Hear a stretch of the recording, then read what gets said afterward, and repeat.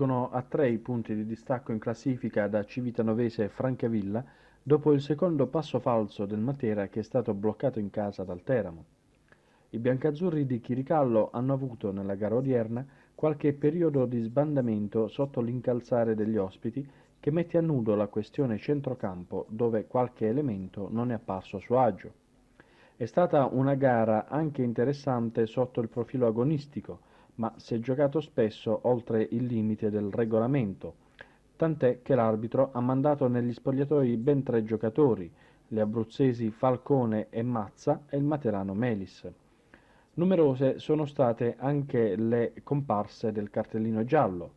Ad onor del vero, bisogna dire che il direttore di gara si è lasciato ingannare, in qualche occasione, dalle sceneggiate dell'ex materano Tomba, il quale, come il pubblico materano ben sa, è solito recitare simulando incidenti e cercando, oltre alla punizione, anche la provocazione.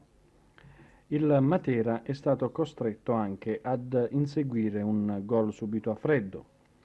Dopo il fischio d'inizio sono stati gli uomini di Chiricallo che hanno cominciato a portarsi in avanti e già al terzo De Canio ha messo un bel pallone sui piedi di Apuzzo, il quale però calcia di poco fuori.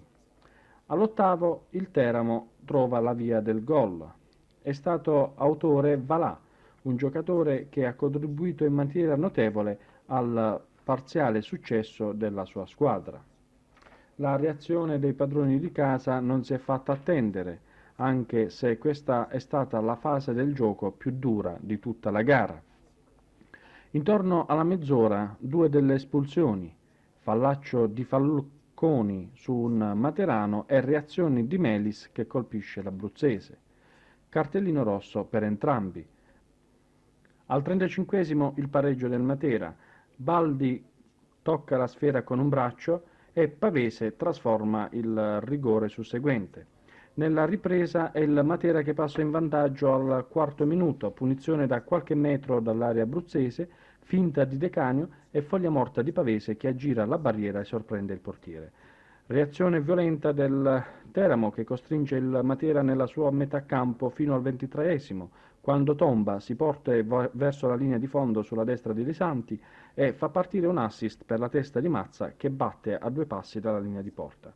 Nulla da segnalare nella fase finale se non il pressing del Matera sterile e l'espulsione di Mazza per somma di ammonizioni.